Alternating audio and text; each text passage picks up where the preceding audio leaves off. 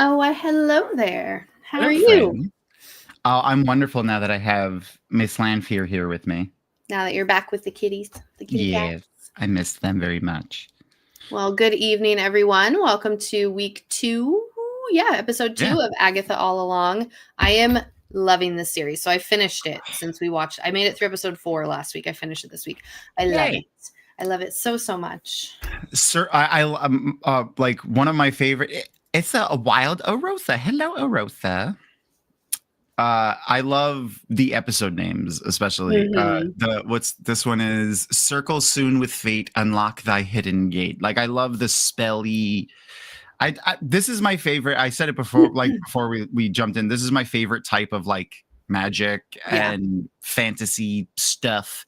I love fairy, fae, witchy, elementally magic. That's like my favorite stuff. So I was excited when this one. Though I do love all of the other shows that were on there, but I know we had a lot of good choices this time. I feel like sometimes I'm like, oh, I don't really care to watch that one. All of these would have been fine. Though I think all of them were witchy, fae stuff. Now that I'm remembering what our choices were, Sabrina, appropriate for the season. Yeah. Although I'm really excited for episode. Oh gosh, I think it's episode 4 because I'm like committed to the dressing up thing now, and that's like the 1960s. Like I'm excited for that one. Next week, I'm gonna try to make my second trip to Ulta ever to ask for weird makeup. Erin will come with me because she'll probably use it more than I will. But the I think I told everyone that the last time I went, I was like, hey, listen, my head is really shiny on camera. Can you? What can I do? Do you have anything that helps with that? And she was like, yeah, I got you. Come with me. And I got some powder for you. Yeah, so I'm looking forward to doing our to telling them why I need the other makeup now. Aw, I love you, Glenn. You're so just sweet. Tonight, Glenn? No, I'm joking. Just tonight. Hello, Yay. Glenn. All right, so speaking of lovely humans, I believe we have a couple more sitting backstage waiting to come in, so let's see who they are. Look, here comes an awesome guest. Yay! It's so big. It's so big. It's fantastic, is what it is. I love flashes with my earphones. I love the like it's got it's like it's got character, like the shape of it. It gives it it's like a character unto itself. It is very much so. Fantastic. I feel woefully underdressed now. So. Me too, but most of my stuff is still packed because I did not even unzip the bag that I took with us to Multiverse Con this weekend. But welcome the lovely Meg and Jenn Sedai of Freewheeling and several other things. What was the my brain is mushy. What's your thing with Jenn? With Babylon. The Babylon 5 and Allie and Gus. Yes. I love Babylon 5. We were actually talking about it a bunch this weekend because there was a lot. We did a panel on like older sci-fi stuff that we wish would come back. And Babylon 5 got mentioned a lot. Yeah, it's good. It's been really quite, this is hot. I'm gonna have to lose this. I'll probably put it back on when there's witchy moments, but it's coming off right now. It's fun though. Babylon's a lot of fun, and the podcast is hilarious and fun to watch. Allie and Gus have to sit through 90s television because that in and of itself is just really, really spectacular. Yeah, their comments are pretty funny. Yeah. They show their age a little bit, but that's okay. We love them still. Yes. So how are you lovely folks this evening? Wonderful. Yeah, good. I'm really excited to rewatch Agatha because I'd only watched it like the one time when it first came out. And so I'm interested to find out like the little nuggets and everything. So it's such a good rewatch. I'm excited for you guys. I'm excited for you guys to be rewatching it too, because it's crafted. Get it? Crafted. It's crafted so well. And Jenny and I did a podcast on it actually like months and months ago, or lives. I don't know. We did a stream about it. Because when I first watched it, I hated it. Oh, I hated it on first watch. And we watched through the first 4 episodes and I was hate watching it, but I also couldn't turn it off. And I was like, I'm just mad. I'm mad about things. And so then my husband and I stopped at episode 4 and we went back and we watched all of WandaVision, Doctor Strange. And then so we were like, okay, now we're going to restart it. And like 5 minutes into the first episode, I was like, oh shit, this is really good because I already know there's stuff in episode 4 that's going to pay off that they're setting up in episode 1. And then I was so obsessed with it that I forced Megan to sing The Witch's Road, and which was fucking fantastic, by the way. Thank you. Oh, and fun aside, when last week I played the Boogie Woogie Bugle Boy parody that you guys did, and we got a content violation. Oh no! Yeah, they thought we put I appealed it, and I think it'll go through because the content violation said that we were playing the original, It thought because we're that good. That's what I'm saying. It thought it was the original. So that's how good it was. That's hilarious. It's because of all the record scratches that we threw on top of it that makes it sound like it's old. It really does. It does. So the Facebook AI gives you those props. So there you go. Well, we'll take it. Right. We'll take it. But sorry for the hassle. That's okay. I mean, it was a couple of clicks, and I'm sure it'll go through because once, if it actually gets reviewed or anything, there's no way you can. Once you hear the words, there's no way you can mistake that for the original. No, right. No, it's crazy. Oh no, you don't leave me. Aww. No. Oh. Erin came in and gave me a drink, and then now Lanfear probably thinks she's getting food again because every single time she food is a possibility, she it's like it sounds either like she's starving in the moment right then, like moments from death, or we're somehow physically assaulting and torturing her. And any other moment, she is the quietest cat in the world. It's that's what she sounds like. And the best part about it, I really got to see if I could try to get her on video doing it with a good microphone, because she opens her mouth fully, she's meowing, she's and all you hear is and that's it. That's all you can hear. She's a squeaker. Yeah, she's a little squeaker. She also barks, which is weird, but she was raised by two dogs. Oh, I was gonna say wolves too. Yeah. Well, kind of, I guess. Mentality wise, my brother-in-law's dogs are 100% very much like wolves, but actuality, they're miniature Italian greyhounds. So this thing from wolves. So they're tiny little skinny things that think that they this could big. Take your head off. Yeah. That's great. Penelope and Milo. I love them. When I call her Penelope. That's our secret name, but her name is Penelope. But I don't know what it is. I don't know if anyone's ever had interactions with miniature Italian greyhounds, but both of them like to do what I call eyeballing. They stand on really they only do it to me and my brother-in-law.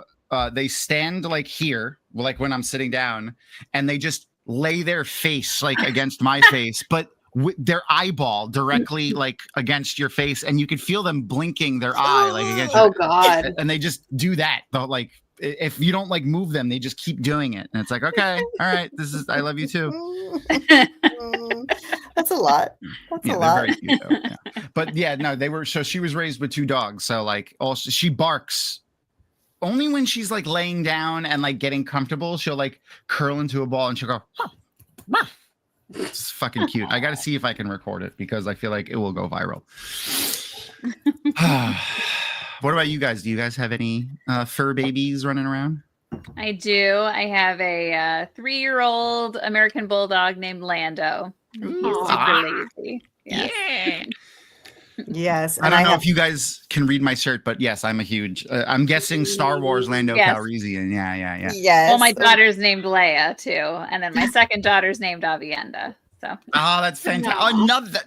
That's 3 Aviendas now that I know. It's fantastic. I love seeing. So great, right? Yeah, I love seeing it. It's absolutely wonderful. I can't wait till they get into the world and we get to see it pop up somewhere. You know what I mean? Yeah. Mm-hmm. I am also a Star Wars fan, and I'm looking at my original 1980 Millennium Falcon. Ooh. And my original 12 are right up above me, but I have mixed in some of the characters from other episodes as well in there. But yeah. I gotta get my. That's reverse. Oh, it's Hey, Glenn, okay. it says, Okay. Hey, yes. maybe those were the droids we're looking for. Yeah, I'm glad. I was about to ask if you guys could read it because like my camera's being so weird. Like I have it set to mirror and it looks straight, like it looks forward to me. But then when I flip it, like I just did, now it looks backwards to me. And like the StreamYard studio is supposed to show like remove yourself from the stage, like flip it how it's supposed to be, and then like exit and come back. Whatever. I'm just gonna like as long as they can see it. That's all I care about. Yeah, that is what it says. This is one of my favorite ones. And then I have a comic strip one of Darth Vader like reading the newspaper, and it has like a mug that says like #1 boss. It's modeled after Charlie Brown. It looks very Charlie Brown-esque. Oh, that's funny. But we're not talking about Star Wars this weekend as much as I want to. I could. Yeah, all day. Actually, okay, hold on. What lightsaber colors or no lightsabers are you not using lightsabers? Definitely using lightsaber. And and I sort of feel like I feel like I mean, I'm gonna just say it. Sam Jackson, not even Mace Windu, stole purple for all of us, so none of us can have a purple lightsaber now. And I'm like, come on. And I'm definitely not a librarian. I mean, I'm not a yellow lightsaber kind of person. No, I would be like the whitish blue, almost Me white too. blue. Okay. And the one I'm like looking for one of mine behind me. They're not there in the closet right there. One of mine behind me. Yeah, I love that. I like how that was the one of my lightsabers. Mine are actually directly behind me behind this wall. So that's true. Mine, I may get in trouble with Sam L, but mine is purple. That's all right. I mean, look, I think that he shouldn't have the exclusive purple lightsaber. I don't think that's fair. He is Samuel L. Jackson. So. That's fair. Yeah, like I feel like they've gone afar from. Well, like the new lightsaber canon is different than the stuff from like what do they call it now? The legends, the books and stuff. Right. But most of the Temple Guardians use the yellow lightsabers. So who knows? Yeah, but see, I was recently told by somebody who actually works at Lucas that yellow is like librarians / like the historians at at the Jedi Temple, and that because I was writing something that was maybe gonna go, and then we were trying to figure out colors. So that's cool. Yeah. What about you, Meg? I'd be a light blue. Oh yeah, right. You said it. You too for the light blue. Yeah, just the original. Yeah. But like I said, we're here for Marvel and mostly just Agatha all along, honestly. I mean, Catherine Hahn, Aubrey Plaza, like even if you're not a fan of Marvel and have never seen any of the Marvel properties, this show is wonderful and phenomenal just for the cast in and of itself. Catherine Hahn is a gift to all of us. Yes. She's amazing. But wait, I have to stand up to show you my shirt. Uh-oh. It's the Agatha shirt. Yeah. Down the road. Down the road. Yeah, love me some Agatha so much. And I rewatched episode 1 before today so that I would be smart, re-prepped. And gosh, she's so freaking good in it. She's just like, and it's so fun when she's playing the acting version of it too. It's great. Yeah. Oh, there you go. Shouldn't they? Aaron said, "Shouldn't they have brown?" And no, you're not wrong. Brown is kind of just low intensity yellow. That's you're not wrong. Right. That's true. Yeah. And I love that. I wonder how.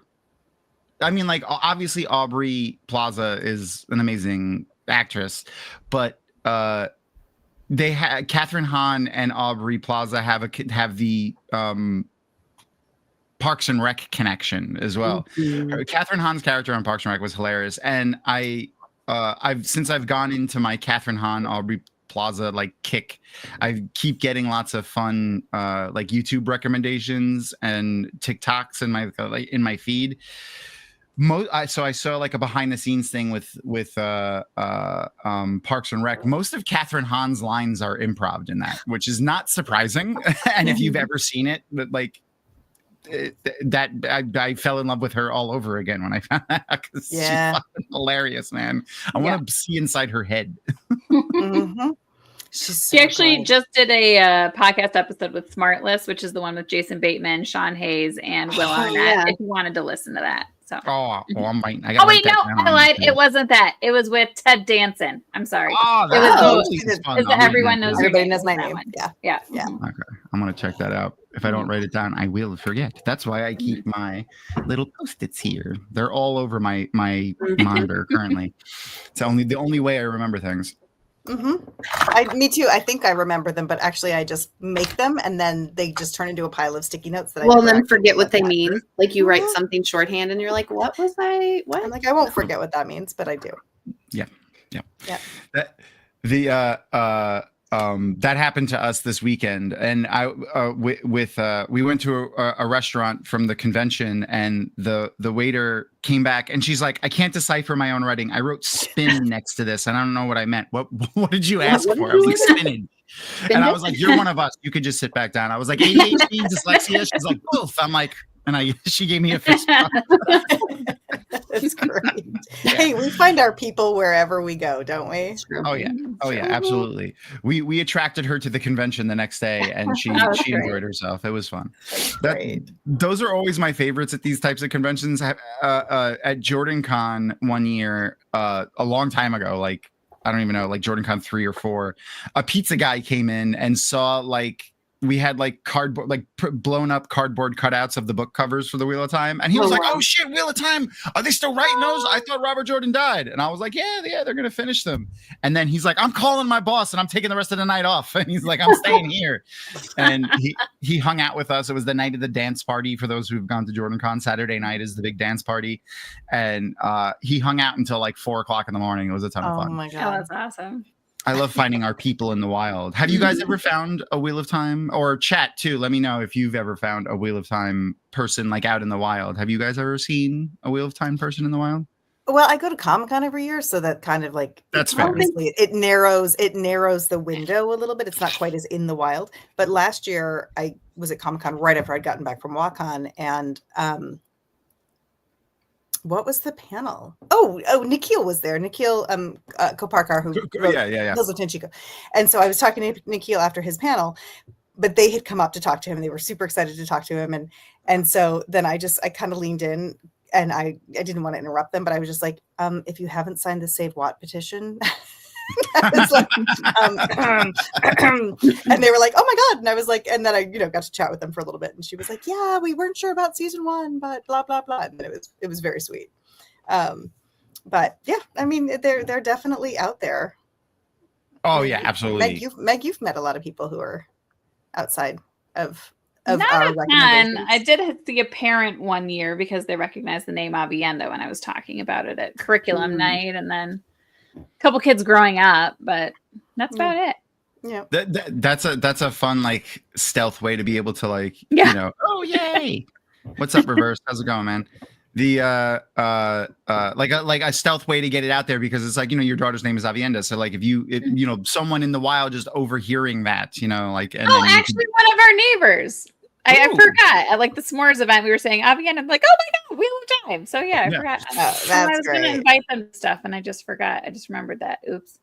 Put it on a now you'll remember. Put it on a post-it. Yeah, it's all right. You're in good company. I forgot. I know you're famous, Meg, for your cocktails. I am. Yes. What is your cocktail this evening? It's the Hills of Tanchico. Ooh. So it's basically a Long Island, but so it's got 3/4 of an ounce of gin, 3/4 of an ounce of vodka, 3/4 of an ounce of rum, 3/4 of an ounce of triple sec, 3/4 of an ounce of lemon juice, 3/4 of an ounce of simple syrup, and then you top it with a High Noon. Okay. Wow. Yeah. Okay. Nice. I like that one. It's nuts. It's a lot. Delicious. I mean, the Long Island iced tea was like my drink of choice when I first started drinking because I'm from Long Island. So I was like, I gotta drink that. But yeah, that was a mistake to like have that as your just drink for the evening, like in your over first and over one, again. maybe. Yeah. Oh yeah, I had a lot of fun experiences, but that's a panel for another time. We'll talk about that later. Yeah, so Erin is sharing the link to Discord and chat. So if you want to find the way that we're going to be watching or follow the instructions on how to watch along with us tonight, so go to follow that link. For y'all, I put a link in the private chat so you can click on it because you can't click on the links in the regular chat for whatever. Okay, great. I am in there. Oh wait, there's the other one. Yeah. But I am in there, but I don't know where to go in Discord. Perfect timing. So then if you look in the Discord channel, you'll see like one of the new things they added in was a stage for, yeah, so it's specifically pretty good for doing stuff like this where it's like a panel or a presentation or something like that instead of just joining like a random, like a regular voice video channel. So this is like, you can present to a group. So in there, you'll be able to find the way that we're going to be watching tonight. Awesome. If you want to watch along that way. And if not, let's see if it's backwards like it was last time, like my shirt was and shouldn't be.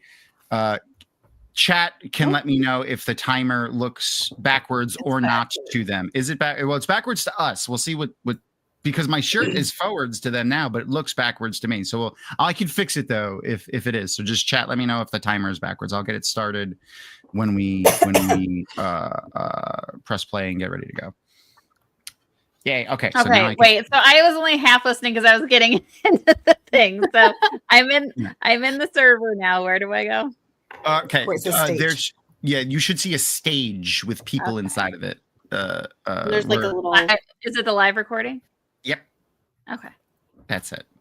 It's not going to be recording anything. It's just going to be playing a live thing. Perfect. All right, so then I can make my stuff. I could re-mirror my stuff, and it should be forwards for you guys. I don't know. This is weird. It's being very odd. That right moved. Now. Yeah, there we go. So now it should appear correct for you guys. Hopefully. No, now it's just behind your name. Is it? It's not for me. Like if I look at StreamYard, it is on the correct side in front of my microphone right here, which is weird. All right, I'm gonna put it back on the other side and very much a Monday. Yeah, I don't know what the fuck is going on. Very weird. It was forward earlier. Yeah, I don't know. Things just want to be fun for me today. Sure. Especially backwards and forwards, like playing a lot of fun with my dyslexia. So this is great. Very ADHD of you. That's great. Yeah. All right. So I got the timer ready. So if you want to watch along in our, if you want to follow the Discord instructions on how to watch along, go that way. If you would rather watch on your own and just align the timer, I'll align the timer to the show. But we'll give everyone like a minute or two to get that set up before we press play on that. So one thing I want to know is, what are you guys reading right now? Are you guys reading anything? Just for funsies? Like, are you? Oh yeah. I'm reading. Crap. I'm trying to remember exactly what it's called, but it's like something in Ember and Ashes. Okay. I got the recommendation from Sherbet Mango, but it's got Leia and Elias are the main characters in it. Okay. Through, but I really like it. It's good. Mm-hmm. Is it like what genre Fantasy. would you say? Okay. Yeah, I don't read anything else. That's fair. That's fair. And I am reading the most delightful Millicent Quibb's School for Mad Scientists and for girls and mad scientists. I think it's Kate McKinnon's new books. They're amazing. Okay. They're middle grade books. They're just super, super charming and hilarious and very Kate McKinnon and off the wall and weird the way you would expect. And she narrates the audiobooks, which I've actually written for 2 shows that she does voice, that she's played characters on. So she's already an amazing voice actor, which I knew going in, but she's like really fun in this. Her sister voices some of the characters. She voices most of them. It's written as if it's been told to Kate McKinnon from somebody else who wrote it, and she does that person is the person that she's narrating it as. They're just delicious. They're just delicious. I highly recommend if you can. And what was it called? Millicent Quibb's School for Young Ladies and Mad Scientists, I believe is what it's called.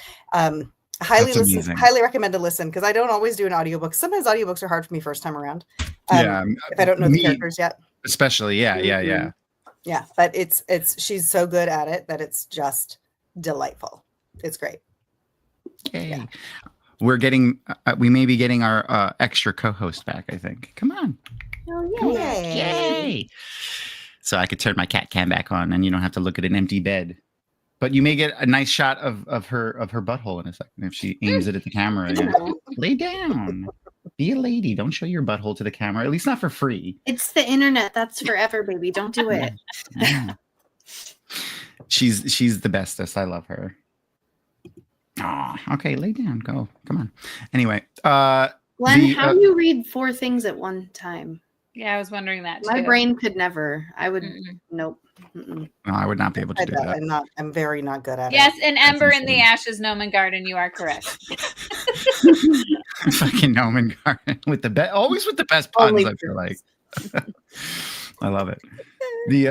And then obviously, if you've been hanging out with us for the past couple of weeks, I think you'll know what book Crystal and I are currently reading. Yes, The Sky on Fire by Jenn Lyons. It is start Wednesday officially.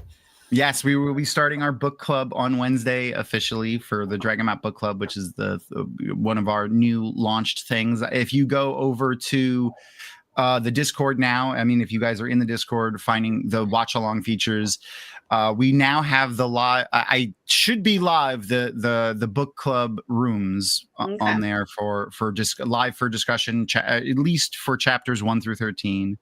And we don't have to talk about the spoiler rules. As Wheel of Time fans, I feel like we are uniquely in the 20 years that I've been going to conventions, all the different conventions that I've gone to, and most of 90% of them literary, very heavy reader conventions. The Wheel of Time fandom is some of the most conscientious about spoilers and wanting to make sure that they don't spoil things for people. And then it extends away just from the Wheel of Time too. I feel like I've never run into a Wheel of Time person that purposefully spoils things. I mean, don't get me wrong, I'm sure there are, because there's toxic parts of all of the communities, but at least I haven't had the exposure to them that I have had from other toxic fandoms. The Star Wars fandom. No names, but yes. But yeah, no, the book is fantastic. The audiobook is great too. Aaron and I were listening to the audiobook as we drove up to Georgia and on the way back from Georgia. The audiobook narrator is phenomenal. And it's a ton of fun. She does great voices to differentiate between the characters, and she's got great pacing. She was really easy for me to follow. It isn't the first time I've gone through that book. Okay.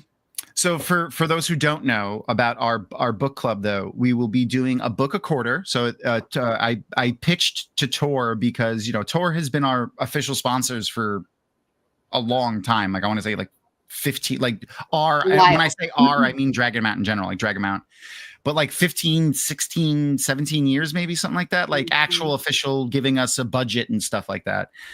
And I was like, why don't we start using this connection for fun stuff for everybody, not just, helping cover website costs. And I pitched doing a book club with them. And the part that I really am excited that they were cool with is, book clubs are great. Don't get me wrong. I love book clubs, but the really fun part, I think, for our book club will be at the end when we do our what we're going to do, framing as a little mini convention. We're going to do multiple events over the course of what was it, like the second or third to last weekend of the quarter. We'll post dates and stuff like that.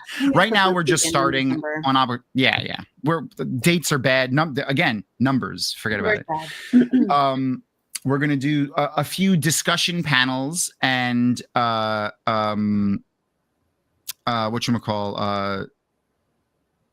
fun panels, but also traditional like book club panels that you would see at a book club where everyone talks, not like, panelists just talking to the audience, like everybody talking, just like a normal traditional book club. But then we're going to culminate it with a author live Q&A and discussion with the author. So like you'll have your traditional book club, but we'll end with a discussion directly with the author of the book. So I think that's going to be a lot of fun, and I can't wait to talk to Jenn, especially about this book, because I've had such fun reading it. Little nooks and bits from things I can't wait to pick her brain about. That's amazing. What a great use of that connection, and like what an amazing opportunity for people to be able to like literally talk to the author at the end of this. This is great. Yeah. That's like great. I feel. Yeah, no, we haven't started the playthrough back yet. So Erin, did you press play? Don't press play yet. No, it's paused. Okay, cool. So yeah, I will give everyone a countdown so that we can press play. But I did I wanted to pimp the book club real quick. Okay, so let's give everyone a countdown and we'll press play in a second. Let's make sure we're all ready to go from the beginning. Because I need to line up the timer, so that maybe we could show it to me again, so I can see it, Erin, when she hears me, and then we will press play. Hopefully, Erin's paying attention to me. She usually tunes me out in these things because she could hear me and she knows what I'm going to say. But then sometimes, yeah, there we go. Yay! What's the time? Where's the time? I can't see it. It's so small. It's itty bitty. Okay, yeah. Let's go back to the beginning so that we can watch the previous, all the way to the beginning. So I want to watch the previously on and all that stuff. So let's do that. Some of us already watched that part, Tom. I'm sorry. and then I'll give everyone a countdown and press play. All the way back. Let's go all the way back. Come on. I can see. There we go. Okay. We were talking. We were watching. All right. So go ahead and we're going to press play in 3. Okay. Right now. 3, 2, 1. It's already going. Yep. So we're playing now. The timer should be close to aligned. If not, there it goes. Hold on, and aligned. Okay. So I don't want to skip over the before things because not everyone rewatches, every episode before we get started. Like some of us do, me. Because I usually when I'm like preparing on a Monday, it's just like on in the background all day long. Mm-hmm. So do you guys have like and chat too, let me know what's your first like witchy TV show or movie that you can remember? Bewitched. Yeah, 100%. I was a Nick at Night kid. I watched all Nick at Night. I mean, for me, it's Wizard of Oz, really. I mean, that was really meaningful for me as a kid. I didn't hate The Wicked Witch as much, I don't think, as everybody else did. And I'm very excited about the second Wicked coming out soon. Me too. The acting was great. The singing is amazing. Erin and I saw Wicked in the theater when we were still living in New York, and it was the first. I'm gonna say like the first proper play I had been to. Oh, Fucking loved it and fell in love then, and then I can't get enough of it. Yeah. I have never seen it on stage, and I don't know how it ends, and I don't know the second half, and I'm so excited. I don't know. Wow. Speaking of no spoilers, I'm just like I'm not reading any. Can't wait to go in. Tough to not have spoilers for something so popular that's been out for so long. So that's really exciting that you can do that so that you don't that you're not spoiled. So that's exciting. Yeah. The movie was fantastic too. I mean, gorgeous. The costuming was gorgeous. The set design was gorgeous. I loved it. I'll watch Michelle Yeoh do anything. Oh yeah. Yeah, absolutely. Yeah. I think mine was the Angelica, the earliest memory I had. I mean, I probably saw Bewitched before, but yeah, Angelica Houston Witches, like, oh my God, I loved that so much. Creepy. Yeah. I was one of those kids that loved that creepy shit, but then like I was scared of Harry and the Hendersons when fucking the Sasquatch, like they were transporting him. They had him tied to the roof of the car and he like slid in front of the windshield. Our brother was an extra in Harry and the Hendersons. Yeah, our brother was. That's so cool. I haven't thought about that movie in forever. And the connection there is hilarious. And it's such a weird the sequence of events. Almost like magic is playing into this somehow. I don't know. Oh, God, couldn't have planned it. We couldn't have planned that better. Right. So, what about your? What's your like Marvel? Oh, I'm stuff? deep. Okay. I mean, Megan and I, we both are. I'm very deep, however, I still haven't seen Fantastic Four. But me either. And like it's crazy that we haven't. Like Aaron and I, Daddy we always Pedro go. is there. Why are you not going to see Daddy Pedro and like? I know. Supporting him? Because I have small children and need a babysitter. That's great. fair. That's why That's I say fair. nothing. That is fair. We bought it on Amazon so we could watch it, and then completely forgot to watch it. Before, especially we wanted to watch it before we went to the convention because we were afraid we might get like some. I mean. Like I know stuff, a lot of this. Yeah. I know a lot of the stuff that happened, but I like the little bits that they drop in, and we didn't get really spoiled on anything. So I'm gonna watch it this coming week for sure because I need to catch back up. I love Marvel and love comic books. I mean, I go back to reading, like Uncanny in the 90s. So excited about like actually bringing mutants back into the world and to the MCU specifically. Like I'm 100%. Looking forward to that. Yeah. And 100%. I wasn't as familiar with Agatha. Like I knew sort of her story. I knew some Scarlet Witch story. Like I was Scarlet Witch for Halloween a long time ago. We were big with House of M.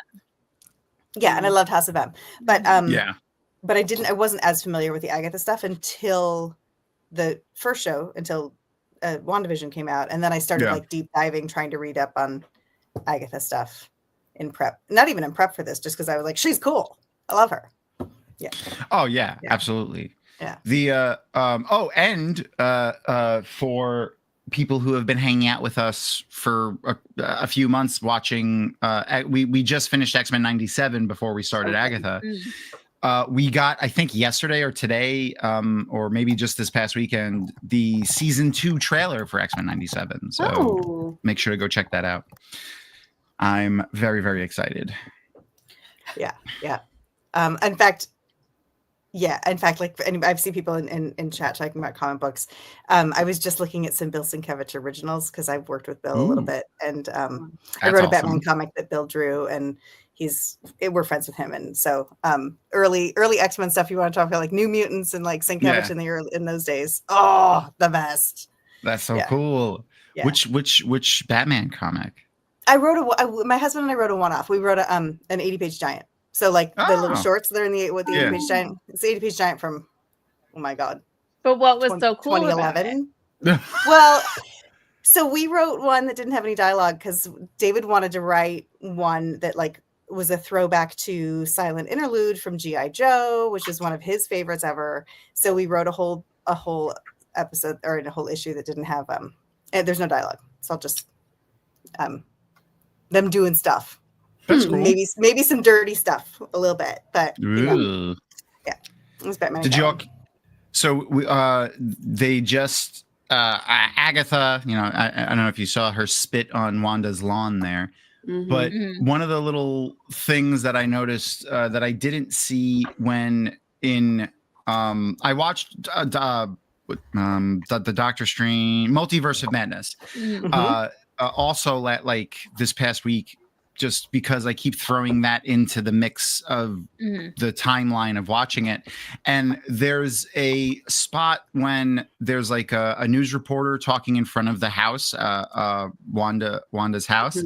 And in this shot here, where Agatha was just there, the evil witch and you can see on the right-hand side, just over just over Billy's shoulder, Wanda's like, the shape of Wanda's headpiece there, not there in the other one. So this takes place even further after that too, which was a little confused on, not confused, but like, it's purposely, I feel like, unclear on like where exactly everything falls into place. Yeah. And when I'd forgotten that in the first episode, they're like, it's been 3 years. And it's like, oh, so how far after WandaVision was Multiverse of Madness?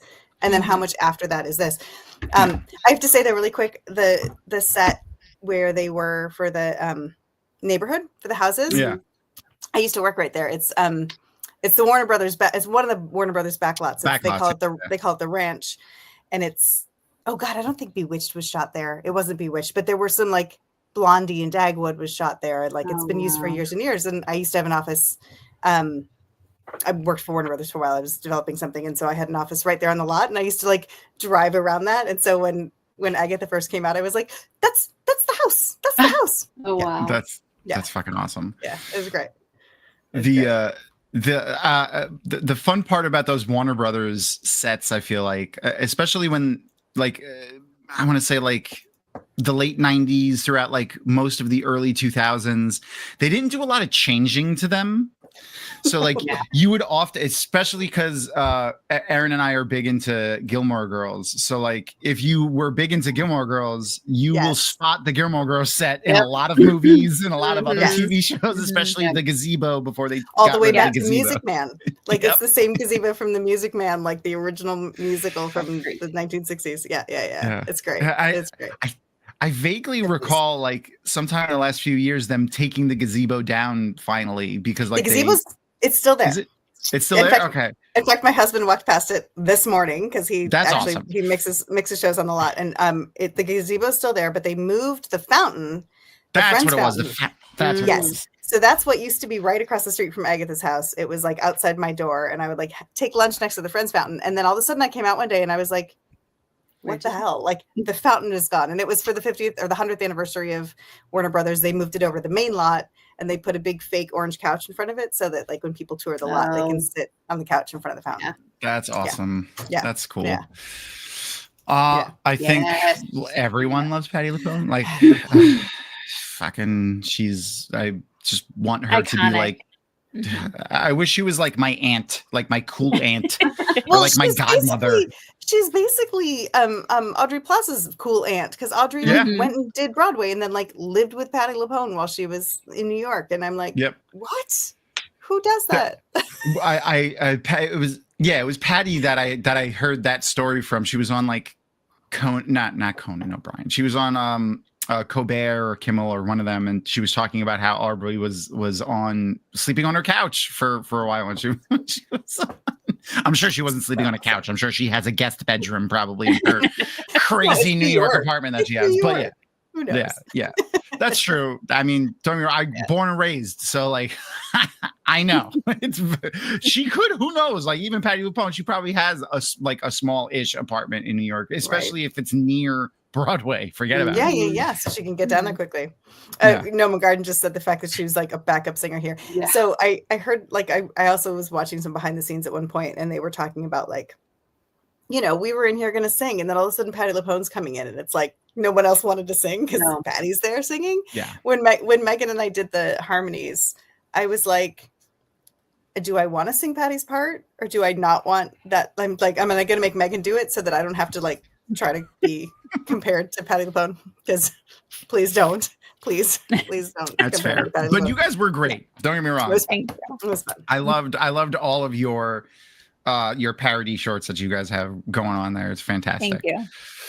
The Boogie Woogie Bugle Boy one has a special place in my heart because I love that song. I don't know why. It is a really fun song. It's a good song. It's fun. It's got that fun beat. It makes you want to move. It just makes you want to move. Yeah. And though I will say I only one not really parody because that she sung the original song, one rendition that is always going to live at a high place in my heart. And that's when they did it on Outlander. I don't know if you guys watch Outlander. So I am behind. I know I haven't. I'm still back in season 1, and I read part of it. But I know they go to the 60s or the 40s. They jump around in time. So what's her name? Was it Katrina Balfe who sings it? No. Yeah. Really? Yeah. And she doesn't actually sing it back in modern time. She sings it in the 1500s or whatever it is in Scotland as like, yeah, it's fantastic. If you haven't seen that part, like the part of that when they do it, you should just what like season look up a is clip that? or something. That's great. Aaron will remember which season it is better than I do.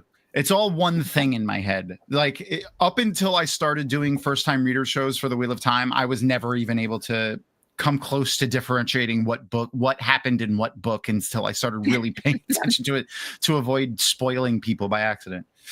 Yeah. But like, yeah, no, it's just one show in my head. Forget about it. Like I'll never be able to pull that out. But she gets separated from Jamie, and her and Myrta are like traveling around. Is it season 1? Okay. Arosa, thank you.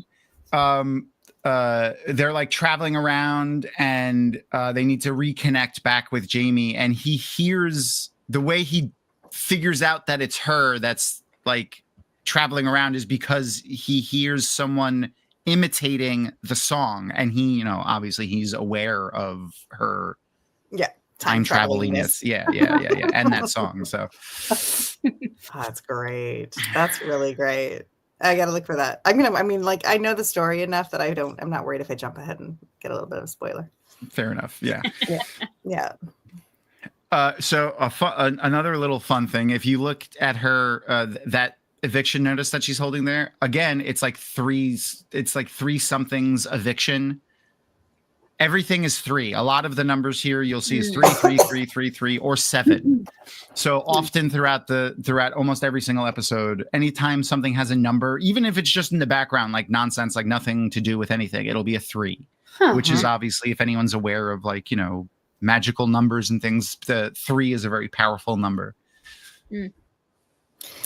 There's everything. I mean, like I'm looking at the stained glass on our windows. It's with the triangle. Like everything in the show is for a purpose and for a reason. It's so good.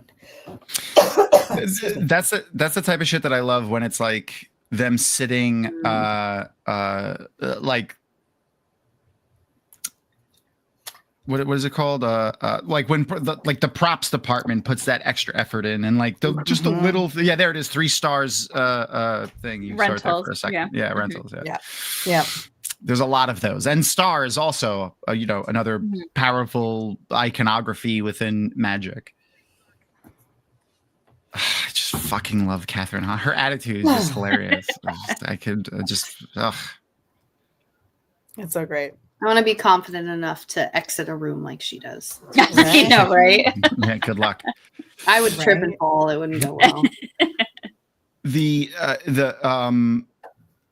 other witches that she collects for her coven throughout she this. does. She collects them. Yeah, and if you know like Agatha's background, especially with the road, collecting them is definitely what she's doing. Yeah. Especially because she wants to, take their powers. I'm especially excited about did anyone seeing especially this scene with her, did anyone get reminded of Practical Magic and their little store that they had that was like like they had their whatever it was, like we need to rewatch that. I know, it's on the list. It's on the list. Yeah, and apparently they're making. I was just gonna say, I think I heard they were making another one or a sequel or whatever. Yeah. I hope they have Stockard Channing and the ants were my favorite part of that. So I hope the ants are back in it, especially Stockard Channing. I love her. Stockard Channing deserves to be everywhere all the time. She was one of she's my favorite part. Well, not my favorite. She's one of my favorite parts of The West Wing. She's in the top 5 for sure. Absolutely. Just so great. Yeah, Dulé Hill is up near the top. Fantastic. I love him in that. He's amazing. Yeah. If you haven't seen, not to go too far off topic, but if you haven't seen the new Wonder Years show that they did, he's the dad in the new Wonder Years show, and absolutely phenomenal. He sings in it a bunch too, and he's amazing. Wow, that's cool. That's great. Yeah, music, really music and TV is the thing is kind of happening right now. Oh yeah. Also, honestly, like I feel like the Wonder Years is another great example. Yes, there is a new Wonder Years. I think it got canceled though, didn't it? Did it? I don't know. Everything's getting canceled right now, probably. Yeah. But there's a couple of seasons of it available, and like even if it like it's not like one of those shows where there's like, you know, crazy overarching storylines. It's just following this family and stuff and like what they're going through. So it's not really like a, you know, deep Marvel-esque type show. Right.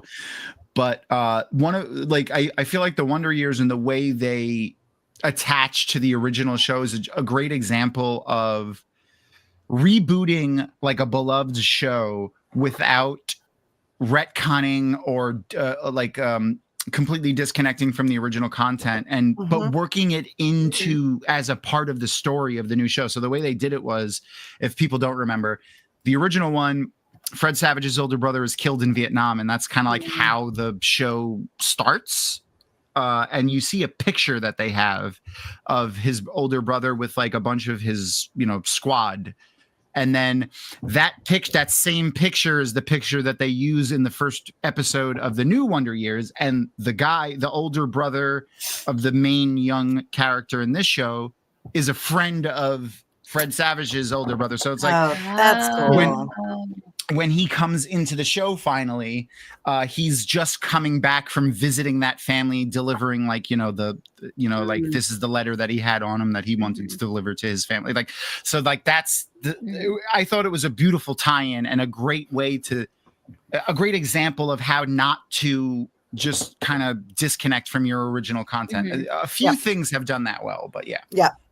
And it's kind of important. I mean, anybody who's going to watch something, if you're trying to bring in your audience from the last one, if you're trying to get the people who loved that show to come in, exactly, even if it's just a tiny little way of honoring it, it makes everybody be like, you're not ruining it. You're not killing what I loved. And exactly, I don't know. I think it's a great way to get it, you know, to keep that audience for sure. Not just try to get a new audience. 1000%. Yeah. Yes, Erin. So did everyone see that the Louvre was robbed? Yeah. Yeah, they took a bunch of a lot of French crown jewels from Napoleon's era were stolen. Wow. Like a lot of them. In a what I'm sure some article somewhere will probably label as a brazen heist done during the light of day. Like they did it in the middle of the day. Wow. Oh my God. Yeah. Like put a ladder up on the side. It was crazy, very obvious. Yeah, definitely. Like, look it up. It's. I can't wait to see. It's one of those things where you wonder if it was like so obvious. People are like, "Oh, clearly that's meant to like that." That's legit. No one would just do that. No one would be robbing it so obviously in the middle of the day. The I can't wait to see the made-for-TV movie that they eventually make of it. They will. Oh, for sure. Yeah. Yay! Here she is. Yeah. Now I'm extra excited. The this cast of characters is perfect. So absolutely good. Perfect. So good. Oh shit! I can't remember her name. What's Allie?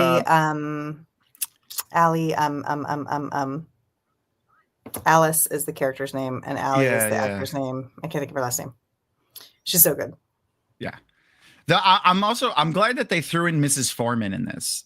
I know. Like, yeah, I can't remember the actor's name for that. Deborah Jo Rupp. Deborah Jo Rupp. Yeah, that's it. I can't believe I forgot that because my mom's name is Deborah too. So. And then they got away on motorcycles. Yeah, they escaped on motorcycles. Oh my God. That's the other part. Yeah, that's definitely going to be. I'm telling you that deal is already done in Netflix. Somebody's already pitched it. It's happening. 100%. You should write it, Jen. Get on it. Yeah, I know. Start the screenplay. I feel like if you get it done before someone else, who knows? I write faster than just about anybody I know. So tomorrow, check in with me. I'll see if I have it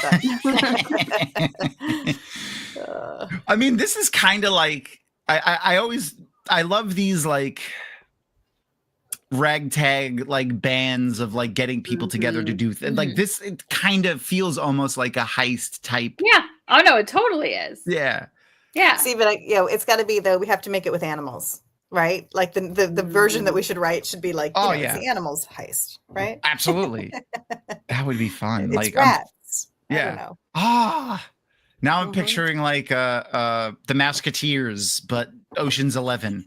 Right. So the what'd you hear? She like perked up for a sec. She like Ooh. Mouseketeers. You said mouse. Mhm. Mouse. Oh yeah, that might have been it.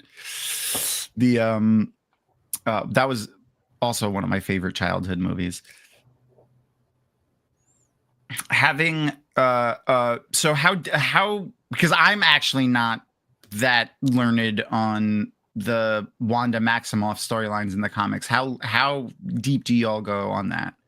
I don't go that deep, but they definitely took some, like, Jack Schaefer's version of this is quite different than the comic books.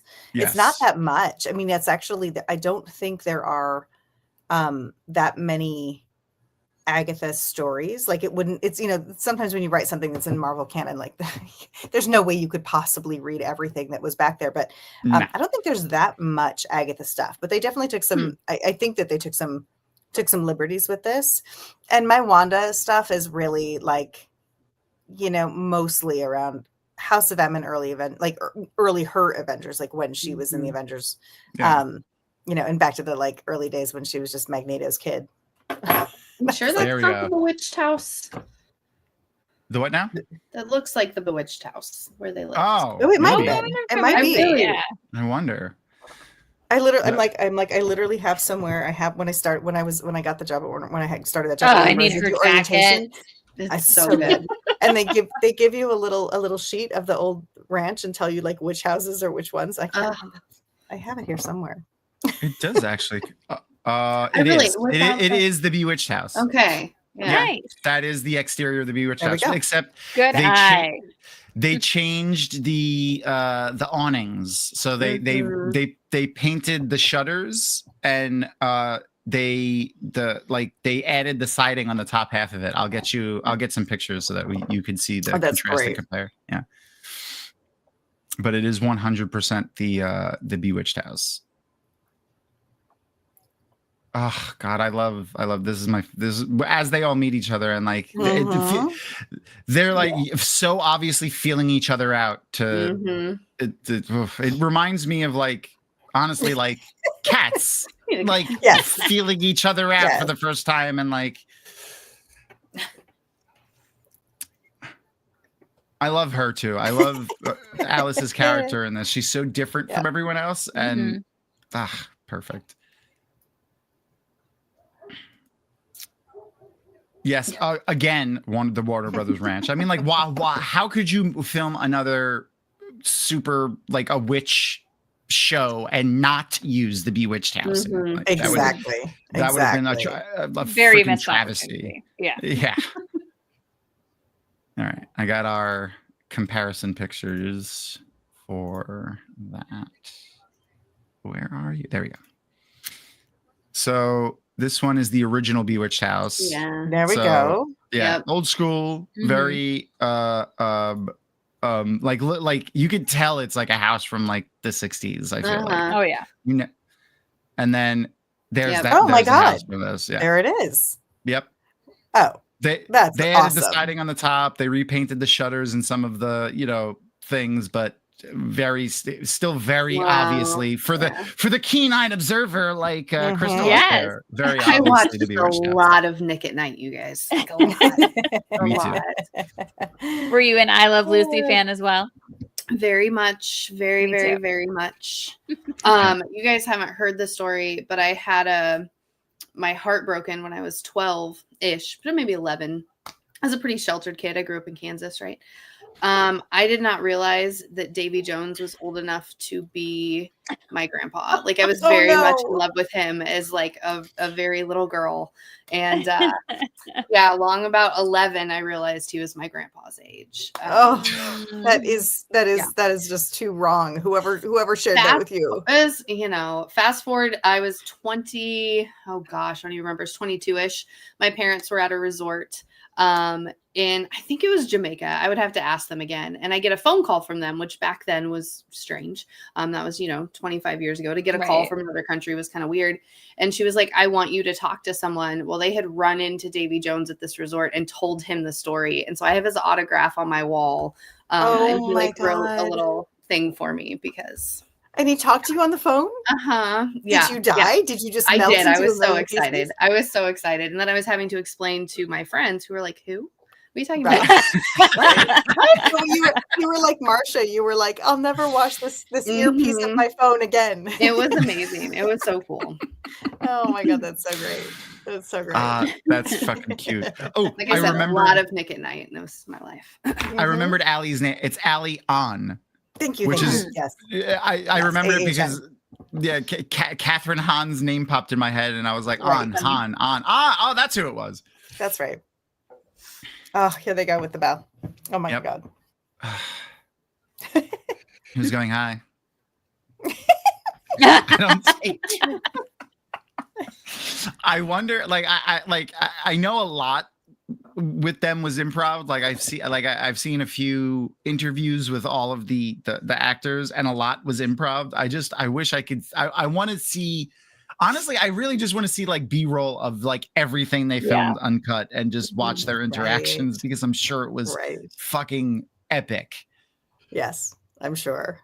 I was so scared for the sweet bunny. Just I know. Me too.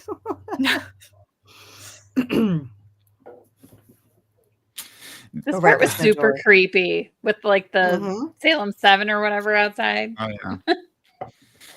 So creepy.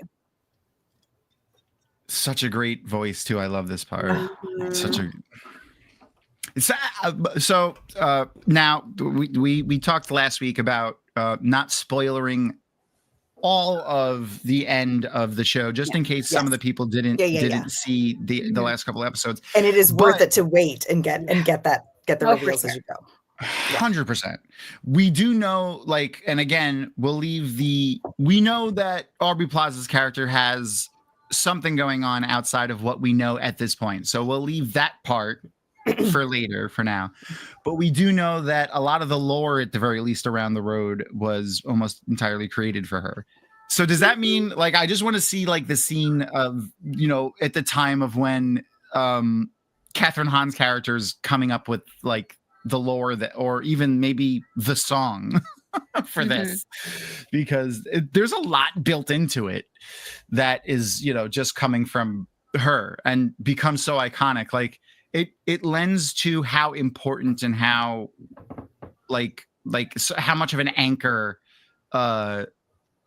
Agatha is in the magic world of the MCU at the very least. I like, it's funny that part of what I love about it is that we get the cultural transmission of like how the song has evolved, and changed a little bit. But it's funny because when we were writing the parody, I kept feeling like we were just writing like a new version of it. Like this was the like it was evolving again. I love when she does this. She's hitting her head over the thing. This is a great, like, this show is also great horror. Yes, it is. It is. Which I don't love horror. So there's very few things that will get me to watch it. And this was one of them. So. Okay. Yeah. I did a number of panels actually this weekend on horror specifically. We did one, it was like family trauma in horror. And it's fiction and horror and stuff like that. Yeah, it was. We had some, and then one of the other horror panels I did was mental health and its depiction in horror, both good and bad. Yeah.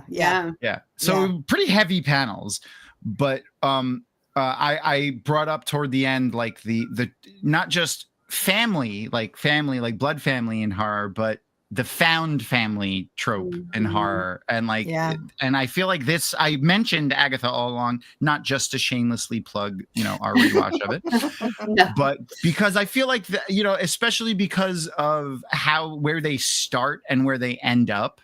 Yes. Oh yeah. Yes. Her jumping around, Deborah jumping around in these scenes is fantastic. I love how excited she gets. It's like I found a new group to do things with. Like it's exactly. Book club. But I want to suggest one movie, especially because I got to compare it to one of my favorite movies growing up, The Explorers. Does anyone remember that movie? Yes, I do. Oh, Megan does not know it. You're way too young. The Explorers was one of my favorite. It's an 80s sci-fi movie. It's 80s sci-fi kids. It's like Goonies style. It's a bunch of kids doing a thing together. It's great. If you enjoyed the Skeleton Crew, like Star Wars Skeleton Crew is the Explorers. That's what it is. Yeah. It was like Skeleton Crew feels. This is definitely horror. Yeah, this is horror. This is horror. Very. Skeleton Crew was like clearly written by somebody who grew up on the Explorers and those movies, 100%. And who was like, creating an homage to it. Yeah. 100%. Yeah. And then there's a movie that's out that I forgot what streaming service on, but it's still available. You can watch it. It's called it's either The Bronx versus Vampires or Vampires versus the Bronx. Oh, cute. Fucking phenomenal movie. Like, check it out. But also just that found family trope and in horror. But it's also comedy. So it's kids. So it's not too scary for you, Meg. So it's for horror-y. It's not super horror. It's very fun because it is kids again, and it's not R-rated. I think it's probably PG-13, but it was a ton of fun. I have a very low threshold though. Jen will tell you. I was terrified of ET my whole life. Oh, you are still terrified of ET. Not was. You still are. Those childhood scars tend to last for a while. They're deep. Yes. They do. It's tough to watch Never-Ending Story with Artax. Oh, Megan, you can't, don't even say it to her. And the swamp She's going to melt off the screen. Megan and I are many years apart, and when she was little and I was babysitting because I was a teenager and she was a toddler, we'd watch Never-Ending Story, and we'd literally 40 seconds before we got to the Artax scene, she'd turn around and look at me and be like, fast forward, and I'd have to fast forward while she wasn't looking, and then we'd get through the Artax scene, and then she'd turn back around and watch it. Look at the surprise on Agatha's face here. Yeah. Look, I saw her jump so too. She's great. like, oh my God. Now she's just afraid of everything. These are the things that are so wonderful to go back and watch when you know the end of the story. Oh, yeah. This is a show. Some shows you just you can't watch it again because you're I already know what's going to happen. This is a show that must be watched more than once. Oh, yeah. Which is very much like Wheel of Time in that sense, because there's so much foreshadowing and stuff, Oh, they're so creepy. Mm-hmm. You can really tell when, whoever it is, the director, the writer, the actor, themselves put in that little bit of extra just oomph into things, whether it was the direction in that moment where the director was turn around and look, when you pick up that dirt, make it it was how so surprised that you're seeing it, or, maybe Catherine Hahn, Agatha, she is Agatha. Yeah, she really does embody her perfectly. I love, I honestly, I've read when this was coming out and when Scarlet Witch was obviously becoming so much more prominent in going to becoming much more prominent in the MCU in the future, and I still think she will be. Okay, we'll get that in a minute. I jumped into the Agatha comic books, and I honestly much prefer this Agatha. Me too. Yeah. Mm. Yeah. This is deeper. This is deeper and better, I think. So Jack Schaefer is the woman who created the show, wrote the pilot, directed the pilot. She's amazing. I love what she did. I love the choices she made. I love how rich she made this character. And like you said, watching Catherine Hahn be like, what the hell? Why is there dirt? How did this door appear? Mm-hmm. And I went to a talk recently with the cast of the new Star Trek show, Strange New Worlds. Nope, I take that back. No, it was. But yeah, but anyway, Paul Wesley, who plays the new Kirk, was there. Yeah. With Ethan Peck, who plays the new Spock, and they were talking about the episode where they have their moment when you're seeing the early days of Kirk and Spock, and somebody asked, they were like, was that so amazing to have this moment where you knew that you were building this relationship that was going to be this thing? And Paul Wesley, who plays Kirk, was like, it's none of my business. As an actor, it's none of my business to know that this is meaningful for them. I'm just there to do my job, whatever my job is in that moment. Kirk is just being Kirk. He doesn't know that this is the guy who's going to be his best friend for life. And it was a really cool thing. I wonder how many of the actors knew how Agatha was going to end and where the story was going to go. Yeah. Catherine Hahn had to have known. She's an executive producer on it. But I just wonder if everybody knew where it was going, or if they got to go along for the ride and be surprised at the ending too. I hope so. I hope so. As an actor, that's all you want, is to get to explore it and discover it along the way. Yeah, absolutely. I mean, I've always found it, and yes, we're not going to watch the next episode right now because we have to save that for next week. But I do love the ending credits to the show. It's so fantastic. Like the references to all of the to all of the There's a old little movies. Bewitched. Yeah. The Craft as well. Another one of my favorites from growing up. I heard you mention Return to Oz last week. Oh my God. Creepiest. Let's start a talk about childhood trauma with kids being electrocuted. Sure, kids movie. Oh yeah, PG-13, baby. Yep, that just shows you. The 80s were a strange time. Yeah.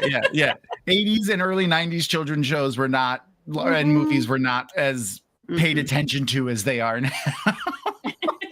I was rewatching even just the Addams Family, like the Addams Family Values and stuff the other day, and I was like, kind of surprised how young I saw those. Right? Yeah, I know. I loved those though. I did. I love them so much. I still love them. Like especially the second one with Joan. Why can't I think of her last name? Joan. Oh, at the camp. Cusack. Yes, with Joan Cusack. She's so fucked up. I also love that you're talking about the Addams Family movies because I'm literally in the black and white TV shows when you're like, I'm like, of course they are. Yeah. They are. Not that I was old enough to see those. I just mean like in reruns and on Nick at Night. But, yeah, same. The Monsters was very good. The Monsters was also fantastic. I do love the Wednesdays. Like I love Wednesday, and. I mean, like, I don't think anyone can replace Raul Julia and Angelica Houston for me. Like, they're the epitome of relationship and family that I like. The Addams Family is the most functional. And I said this on a panel this weekend too. In one of the horror panels, I was like, because family. We were talking about family. I'm like, on the good, like. Mainly because we spent like the first 30 minutes of the panel talking about like the dysfunctional part of it. I was like, I want to mention a functional and amazing horror family. The Addams Family is the most like, talk about accepting everybody no matter what their shit is. Oh, that's like, parenting goals right there. Yeah. I mean, for real. And marriage goals too. Oh, 1,000%. Yeah. Absolutely. Oh God, Raul Julia. I wish he had the chance to just continue acting because he was absolutely amazing. I mean, even in fucking Street Fighter, he went hard in that movie, and he was. I mean, honestly, he was the best acted part of the movie. It was so cheesy and bad, but oh my God. Anyway, so. Yes, we are done with our episode with the Agatha episode for we're not done here yet. I'm not done with you guys yet. But we will the watch party is over, so you guys can ignore our Discord channel for now. But please make sure to check out the book club and all of our other fun little chats that we have going on in our Discord if you aren't already members. And please follow the link in the bottom of the YouTube description of this video and the Facebook description of this video for Meg and Jenn's links to their podcast and things like that, so that we can make sure to follow all the things, click all the buttons, make sure to hit the notification bell so you know when we're doing our new stuff, all that stuff. I'm terrible at promoting. I'm the worst at it. I'm the worst too. I think I was doing Babylon 5 for like 3 months before I even mentioned Three-Wheeling. I was like, oh wait, I have another podcast? Like, I'm just not. I'm really not good at any of that. Have another podcast. Oh my God. I got to do that this weekend when I was sitting on. I was hanging out with people, and they were like, "Oh, what are you doing tonight?" I was like, "Oh, well, I have to go back to my room for a little while because I'm on another panel at a con that's going on in Utah, and I have to like call into it because for those who don't know, the Gathering Madness was this past weekend for the Black Tower Boys, and they did. I won best tasting cocktail 2 years in a row. Yes, you did. What cocktail did you make? It was a lit pipe, so it's like an old fashioned, but it's smoked, so it's very referring smoky. to the end of the series of. I'm just saying a lit pipe at the end of the series. That's all I'm saying. Yeah, that doesn't spoil anything, I don't think. No. But yeah, no, we love the Black Tower peoples over there, and finally they classed it up with Reese Sedai on their podcast now. So now she can keep them in line. But yes, please go and make sure to check out Black Tower as well, and all of the things over there. We love, we spread the love all over the place in the Wheel of Time community. So yeah, we do. That's good. Well, we have to fill the void in our hearts with something. So it's true. It's very true, especially now with the very obviousness of probably never, or at least never getting a season 4 with this current run of the show. You never know. You never know. I hope. I still hope. I will be optimistic until someone comes out and directly says that it's over forever. Yeah. Hopefully, but maybe when we're in our 60s and 70s, they'll bring it back out. I don't know. Who knows? Stop it. The ageless Aes Sedai face will really need to be at that point. They will have to CG that all into place. Listen, Rosamund Pike has been fucking fantastic forever and gorgeous forever. Well, another off the wall horror movie that we brought up with her in it, Doom. Everyone forgets that she's in that movie. I don't think I ever saw it. That was with Carl Urban, right? Yep, Carl Urban, The Rock. There's a ton of people in that movie. It's one of those like laughably bad like horror movies. When we were kids, my friends and I called them horribles. Horrible. Yeah. And that firmly falls into that category. But she was Rosamund Pike was Rosamund Pike and Carl Urban play brother and sister in it, and their dynamic is fucking. It's worth it just watching it for that. Honestly, to tell you the truth, that is a pairing I would like to see. That's really interesting. I haven't seen it, but that's worth it for me right there. It's totally worth it to watch. Absolutely, it's funny and fun. Yeah, 100%. Speaking of Star Trek and alternate cast of Star Trek, I gotta say his bones, unbelievable. It is unbelievable. It's so good. One of my favorite lines in like movies like that sticks in my head is his rant when you first meet him on that jump ship when Chris Pine your eyes and what happens in space to your body in space. Yes. Yep. His rant is just wonderful, and hitting that fucking flask too. He just, his character acting is wonderful, absolutely wonderful. Yeah. And if you want to see a fun bit about Carl Urban too, talking about just to see kind of like a little bit into maybe who he is as a person. He did an interview on Judge, like basically anytime he did an interview for when he was promoting Judge Dredd, and anyone brought up the fact that he keeps his helmet on for the entire movie, you could see the lack of ego that he has in the way he talks about it, because obviously he's a huge actor and this is the main character, and you never see his face once in the entire movie. If you don't know Carl Urban and they didn't put his name on it, like you would never know who that person is that's in that costume the entire time you watch the movie. And that's definitely not an easy thing to get done for such a popular actor like that. Like for instance, when the original movie with Sylvester Stallone wouldn't agree to do the movie unless they allowed him to take the helmet off so that people could see his face. So just the difference between ego and those two guys. Wait, Carl Urban was married to Katie Sackhoff? Yep. What? I'm sorry, my world just exploded and I can't. And you said was, and now I'm crying tears in my insides. Aww. Really hard. Wow. Another fantastic like adaptation. The new what's it? Battlestar Galactica. Sorry, that was just name was gone. Yes, and it's funny because when doing Babylon 5, I often accidentally say Battlestar Galactica, because the new Battlestar Galactica is like it's up there with me with like Schitt's Creek and Bluey as like one of the best shows of television ever. There you go. It's great. I love Schitt's Creek. Oh shit, what's his name? The son.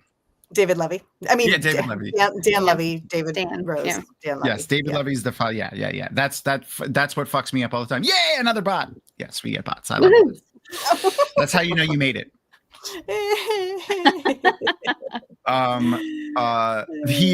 Him and his sister are like my inner self in that fucking in that show.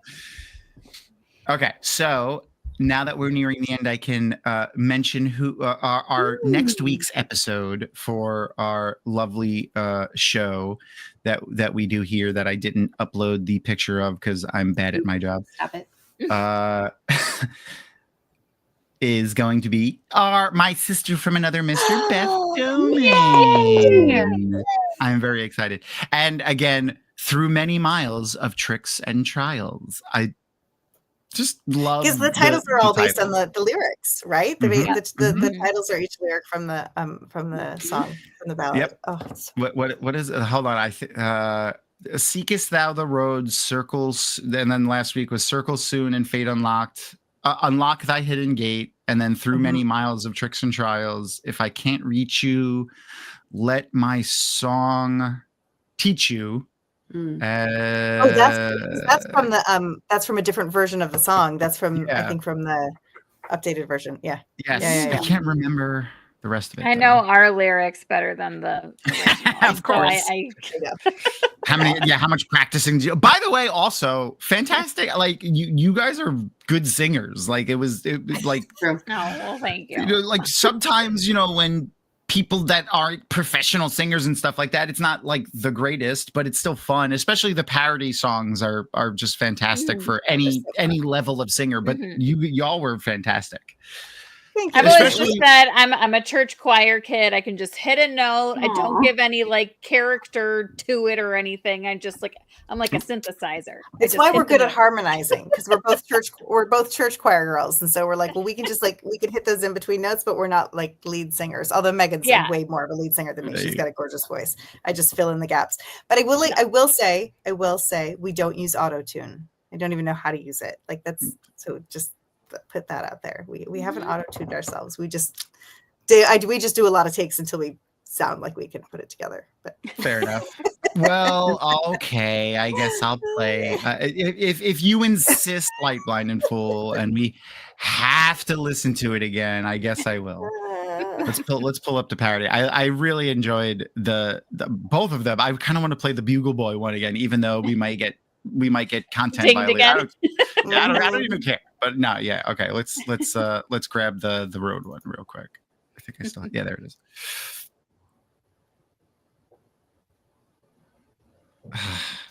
It should say Kristen Anderson Lopez and Robert Lopez on that too, and it doesn't. It's on the YouTube page, but I've left the actual writers of the song off. Yeah, no, we can hear you guys over the song too, so you're good. Okay. I loved that. We got to see like Sewn as like a little girl in her area. That was another one of my favorite additions that they did. Well, Megan and I said we were only going to do comedy parodies. We were like, we're never going to go for the heartstrings. We like to be funny and silly. And then we kind of got into this, and we were like, I was like, I'm crying as we were editing it. It was fun. It was fun to do a serious one. Oh yeah. When y'all started harmonizing, I was like, I love harmonizing, and it always gets me. We enjoy it.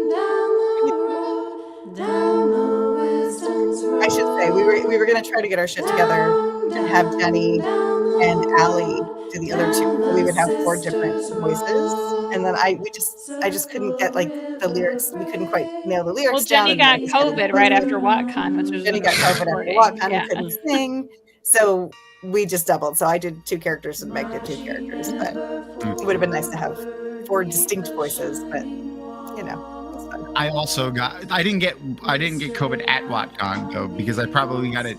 I definitely got it before WatCon because I tested positive at as soon as I started feeling shitty, I confined myself to my room and then had my lovely felt brother Dan went and got a test for me, and I tested positive, and then I went home after like 18 hours of being there.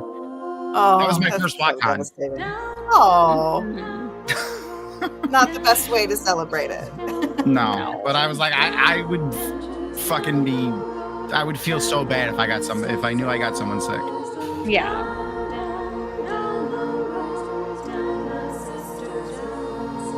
I love the. I was like, I love the cuts too. That one, we loved that one. We were like, oh, it works. It works so good. Oh, see, it just makes me so much sadder. I know. It was like, we were devastated because we were cutting this and like knowing that we probably would never see any more of it. And, yeah. Jen, did you say we just responded to LBF exactly the same? No, did we really? Oh my God, of course we did. Oh, you did. We are the same person.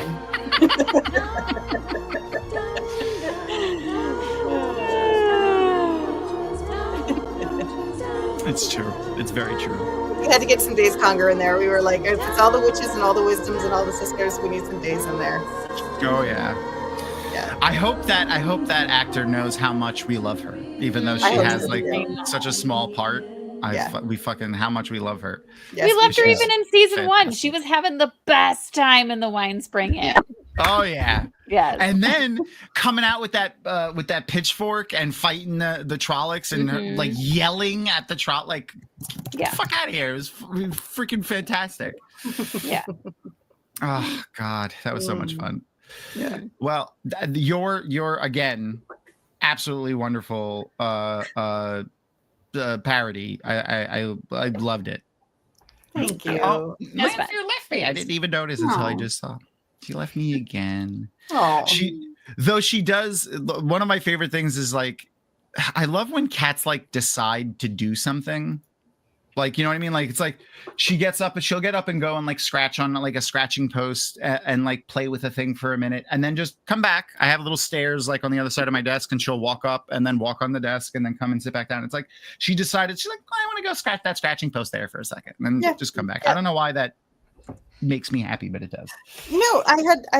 So right next to me is a little pull out on my desk that always has a blanket on it where my cat usually sits. And then I have a light next to it, a light stand next to it, and hanging on that is a wind chime that one of my kids made me in school like several years ago, but it still sits there. So today, for the first time ever, she was sitting on the little bench and her tail swished and the wind chime went. And she went, and she turned around and looked at it, and then she looked back at me, and then her tail went again, and then she went, what? And she did it like 7 times in a row. It was so fantastic. She just like discovered she had the power to make music. It was great. One of our refugee cats that was staying with us for the in the last year, we had some house cats that got flooded out in the hurricanes from last summer. And they came with their 6 cats. So we had 9 cats and 4 people for a while. Yeah. Oh my goodness. One of them loves sound. So anything that made sound, she would just play with. And also anything that she can make sound with, she would do. Wow. So like she was one of those cats that like I've never seen this in real life before, but like you see videos where like a cat will just like sit on like a counter or a shelf or something, and then just there'll be something sitting there and it's not like they're playing with it and they knock it off the counter. They just walk up to it and they see it and they just go and throw it off the cat. That was her. What sound does this make? Yeah, that was her. So specifically, she did that to a salt shaker I have, and it was glass and it broke. And then we replaced it and accidentally again left it on the table. And she went for it because she knew that if she threw it on the floor, it would make glass breaking sound again. And anything that made sound, like she would, where most cats, I feel like, would run away if there was a loud crashing sound like that. She comes, she's like, what did that? Can I do it? Where is it? How did you make the sound? Like, it was ridiculous. She's absolutely ridiculous. I love that she's like, are you going to buy me another salt shaker, please? Yes. 3. We went through 3 salt shakers because she broke 2. You need to get plastic. Yeah. Well, I didn't. But our Elda, our actually witch house guest because she is Wiccan, and she just graduated for like a couple of weeks ago from her witch. I don't know what it's called, like her group that she goes with. Oh, that's great. But now she could teach, like she could like teach classes and run rituals and events and things. And so that was cool. But she kept, I was like, you don't have to buy another one. We have other salt shakers and they're not glass. And she's like, no, and so she kept replacing them. And then we have like everything everywhere. We had to like put on top of things and like make sure that they weren't near edges of counters and shelves because of Nebula is her name. Oh. I love her. We are her god. She's my god cat. She's our god. We're godparents to all their cats now. That's great. Okay, so one of the other things that we've started doing at the end of our shows, because I wanted to make sure we threw the episode back to our guests before we ended, was a little short, fun interview that I themed for after or I based on the interview questions that James Lipton would ask at the end of the Inside the Actor Studio things. Yeah, I see you nodding over there. Did you also grow up watching those or watch lots of those? I did watch a few, yeah. Mm-hmm. Oh, I love those so much. They were some of my favorite. Just like look them up on YouTube. Yeah. And again, I will take an opportunity if anyone who's watching right now finds anything in like a thrift store or anything like that of like Inside the Actor Studio, because they're ridiculously expensive. Do not buy them on eBay or anything like that. Buy them and tell me, and I will send you money for shipping and to pay for them because I need them really bad. I want them. There's the one with oh Jesus, what's his name? Who plays the oh my God. The brilliant actor. He's in Marvel. He plays the actor he's Trevor, the actor who's playing the Mandarin.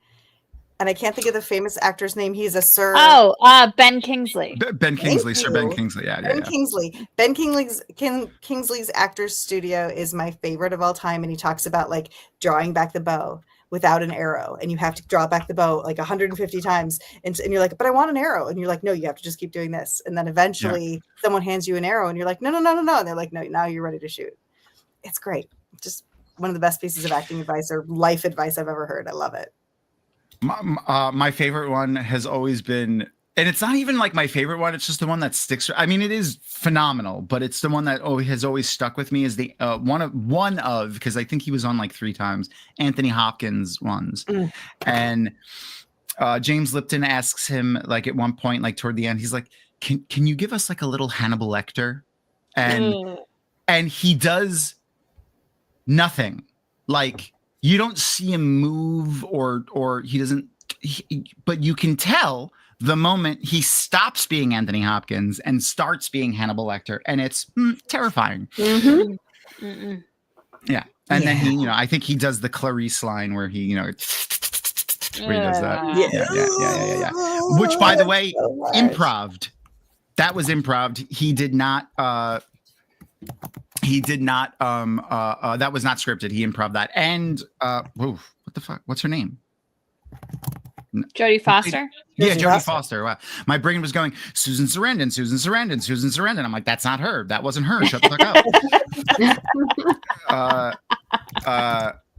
up. Welcome to my brain. That's how this works. She was not prepared for that. And like her reaction in that moment was her natural reaction.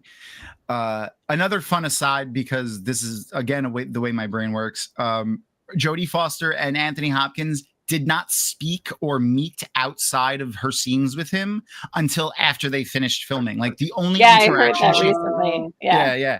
The only interaction she had with him was through the glass in the cell on that set. She never had any interaction with him outside of that until after they finished filming their scenes. Gosh, that goes back to Paul Wesley being like, it's none of my business. Like I'm not a method actor. Like I used to be an actor, but I was never like a method actor. And I want to know the people I'm working with and be friends with them. But there is something that's the relationship you're supposed to have on screen. It is hard to be like, let's go get a beer after. Yeah. Yeah, I wouldn't want to get a beer with Anthony Hopkins while we were filming that movie. No. No, absolutely not. That reminds me of if anyone's interested in checking out some of our past interviews, you could find them all on the Dragonmount YouTube page. I believe we have a playlist that just says interviews, and I think it has everything on there. This one might be an audio only interview, but we got to interview Kate Fleetwood, and I asked her about that. Like I suggested asking her about that because I think that's a Kathy one. The one where she asks her this question, which was like, how does she, as playing a villain like that, what's her method? Because I believe I referenced in the question like the Anthony Hopkins, Jodie Foster bit, and she's like, no, absolutely not. I just act. She's like, I don't require she said personally, like, I don't require that disconnect. And if I did have to do that, like to be able to produce something that was good, I would be depressed all the time. Because she's like, I need to have that relationship with my castmates. Like that's what gets me through the hard parts of, sets and things like that. So that was, and doing really, a TV show. Yeah. Like when you're together, like, especially like a TV show that's going on location and you're together for, you gotta make that your family. You really have to. Yeah. Another phenomenal fucking actor. I can't wait to see what she goes on to doing. I really hope that all of them, especially the new people, have a lot of opportunity for that. But anyway, so back to our fun little interview. So I haven't done this in so long. I'm excited. I know, and I did come prepared this time.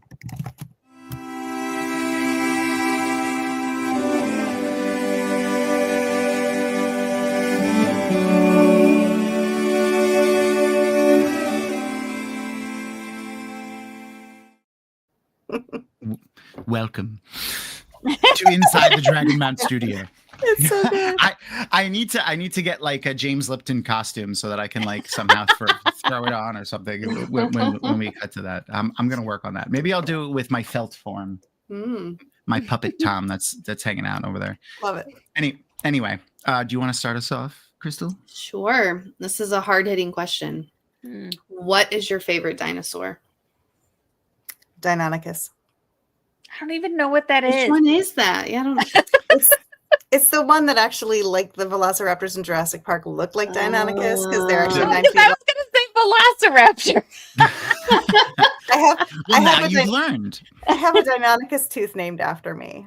That's so awesome. I mean, I was a docent at the University of Michigan Natural History Museum, and then like all the graduating docents that year got like a tooth named after, like not named after us, but we're on the list. So, that's cool. That's so cool. So my favorite. Nerd.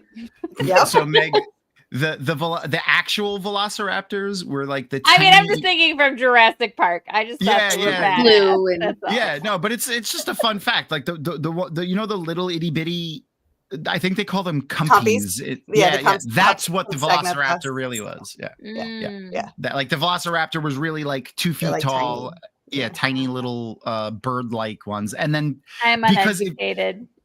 Well, no, I mean you just have your branches of things that you're into. I mean, hyper dinosaur people will have that, but if you read the original Jurassic Park book, they call them Deinonychus in the book too. That's so funny, and Aaron just said like Deinonychus. I don't now I'm okay. So I or Deinonychus or whatever. I say Deinonychus, but you know what? We didn't have them in the museum yet. It was coming as I was leaving, so maybe I've been saying it wrong. I don't know. Maybe I'm saying it wrong. I have no idea. I've only ever read it. I mean, listen, from the Wheel of Time community, we don't get on top of people for pronunciations here. No, exactly. You can't. No, you can't. My favorite. Exactly. One of my favorite quotes from George Lucas when people asked him about like a specific. Oh, and again, back to Lando Calrissian again. Specifically, like Lando says Han and everyone else says Han. Yeah. And they said Leah and Leia too. Exactly. He said the galaxy's a big place. People have different accents. That's but it. I love that Donald Glover, when he was playing Lando in Solo, calls him Han. Like it's so great. It's so great. I think also I watched that movie once. Just like Billy D. Williams does. Fucking love that movie. I hate that people hate on that movie so hard. I love the Solo movies. One of my favorite. I need to rewatch it. Star Wars movies. Yeah. We just rewatched Rogue One after watching Andor, though, and that hit harder after watching Andor. Oh yeah, I actually really enjoyed it. Yeah, we when we did Andor for one of our past rewatches, we had to just go right into Rogue One because it's necessary. You have to. Oh yeah. Anyway, okay. So, what is your favorite word? Exquisite. Ooh. Yeah, That's and I just Fun to swear say. a lot. I just swear a lot. Yeah. Me too. I mean, I'm from New York, and I worked 20 years in construction, so I did a YA panel this weekend, talking about Minecraft, both the game and the movie, and just its impact on like stuff. And there were children in the audience, and I was sweating. Oh, I was like, I can't curse. I I know. give yourself a little rubber band so every time you say something. You're up, Crystal. Okay. What is your least favorite word? Moist. Mhm. Really? I think that's like everybody's least favorite. I know. It's a good one. Because if a cake is delightfully moist, I feel Ooh. No, that's dirty. No. Yeah. You saw cake that way. Someone clip delightfully moist, please. Thank you. Exquisitely moist. exquisitely Oh, moist. There you go. I mean, if you watch the Great British Bake Off, it's hard to avoid that. That's true. I know, but like that is a very valid descriptor for a delicious cake. It is. It Fair enough. is. You don't want No, dry okay. cake. Absolutely true. It's true. Or if we go back to the nomenclature from a Great British Bake Off, studgy. Oh, right. They call it's a bit studgy. That's Okay. Stodgy might have to become my new favorite word, though, now that you're saying it. There you go. Yeah. Man, the like side the shade that I feel like they're throwing sometimes when they describe people's cakes. I'm like, damn girl, like calm down. Like, I feel bad for some of these people. I know. Nomenclature. Yes. The pun. Thank you. Terrible. All right. And you can answer this either or both ways. What is your favorite curse word, and or what is your favorite fantasy replacement curse word? Fuck. Mm-hmm. And okay, so Very for me, versatile. and I have to go with fuck, and then frack, and then fork from The Good Place. Yes. Mm, I you love know, when we get good place references. reiteration. Every iteration of it. It's just like And fat. the F and the CK, the F and the K sound. They work Got well that. together. Yep. Mhm. Absolutely. Yeah. The I and not because I tried to censor myself from cursing, but holy forking shirt balls has just become part of my regular repertoire of things that I say. As it should. Yeah. Mm-hmm. All right. So for this one, we're going to be talking specifically about Agatha All Along. Okay. Oh, good. And I would say up to this point, right? Up to episode 2. Sure. Okay. So which character from Agatha All Along would make the best roommate and why? Jenn. Yeah, Jen's a good roommate because she brings along all the like candles and And the healing and yeah.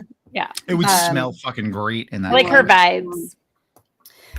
Yeah, but I wouldn't pick Jen because I would just feel bad about myself, like I wasn't good enough all the time. If Jen was my roommate, I think I'd like Allie as a roommate because I could like be like, yeah, you're as fucked up as I am, and that's good. Like And good music all the time. and we'd ignore good music, and then we'd ignore each other and do our own thing. Yes, fair. That is fair. And then, like, when you I feel like she does come together well, but like, yeah, you would definitely have your personal spaces wouldn't be a thing that you needed to pay attention to. They would just be there. She wouldn't be like, are we gonna go out? She just wouldn't want to go out, and I'd be like, cool. And which characters do you think would make the worst roommate? Agatha. Yeah, she's such a selfish roommate. I think she'd be a really bad roommate. She'd be very messy. I'm agreeing with that. She would expect you to clean it all the time. Yep. Mhm. Yep. And who knows what she might try to steal from you. Yep. Yes, and she would leave dishes around because she would just expect them to magically clean themselves, and so she'd just be like, "What?" Yeah, she'd be terrible. Fair. Tom? Hey, she's coming back. Oh no, it's me again. Sorry. Yeah. Okay. Yeah, you're good. So I feel like this is it? question needs Did I to do be it? needs to be restated. So can you remember ever having a crush on a fictional character? I think all of us would say yes. Yes. Who was Jen, your first? Jen, can you guess who mine was? Fictional. Yeah, JTT from Tool Time. From No, it was before that actually. Really? Oh, Atreyu from Never Ending Before Story. that. Oh. Somebody from She-Ra? No. I don't know. Why do I not know this? Wesley from The Princess Bride. Oh. I didn't think that was before those. You didn't see Princess Bride until after you saw Never Ending Story. No. I Never was Ending there. Story was the early 90s, wasn't it? Yeah, but you didn't see Princess Bride when you were I'm 2. pretty sure I saw Princess Bride when I was like 3. Okay. All right, fine. You can have Wesley. You can have Wesley. Yes, I had lots of fictional character crushes, both book and film and TV. Akira Kurosawa. No, I'm sorry, not Akira Kurosawa. In Akira Kurosawa films, and I'm like butchering their names, and I'm so sorry. Toshiro Mifune, like he was my land before Daniel Honey was like, oh, yep, you could do this. Because he's always been, he makes my heart go pitter patter. But my biggest like character crush is from Om Shanti Om. The character, well, he plays 2 different characters in the movie actually, but he's played by Shah Rukh Khan, who's the like biggest Indian actor in the entire world, biggest Bollywood actor in the world, and he's he's my biggest crush. I actually watched a lot of Bollywood movies when I was younger because one of my best friends, his mother, like he was born here, but his mother was born in India, and she loved the Bollywood movies. She had so many VHSs, and a lot of them were recorded from Indian television, and then like so getting the commercials were some of the most fantastic parts. Oh, that's great. That's great. Yeah. Okay. If you were given the opportunity, if y'all were given the opportunity to assume a vocation or join a group or get a job, like from any realm of fiction or science fiction, fantasy, whatever it is, could be comic book, movie, video game, television, whatever you want, what would you pick? First person on Mars. Okay. That's pretty cool. I would be Sedai. Shocking, I know. What Ajah? Well, I am white. I'm math and logic, and I love spreadsheets. And so. Spreadsheet Sedai? Yes. I mean, yes, I would also want to be an Aes Sedai in a heartbeat. Absolutely. And I'm a green, like my hat. See, I'm rocking my Ajah color. Yay. With your in your witchiness. With my Agatha. Yeah. Speaking of first person on Mars, one of my fucking favorite movies is The Martian with Matt Damon. Like it's for me personally, it's a feel good movie because like it just relaxes me. It's like something happens, figure it out, fix it. Something else happens, figure it out, fix it. Something else happens, figure it out, fix it. Like it just relaxes me for some reason. I don't know why. I get it. Bring it on. All right. So what do you think is the very worst job in all of fantasy, fiction, sci-fi? Like what's the job you would not want to have? White cloak. That's fair. That is fair. This is a hard one because I've done a lot of jobs that some people might even consider to be bad jobs.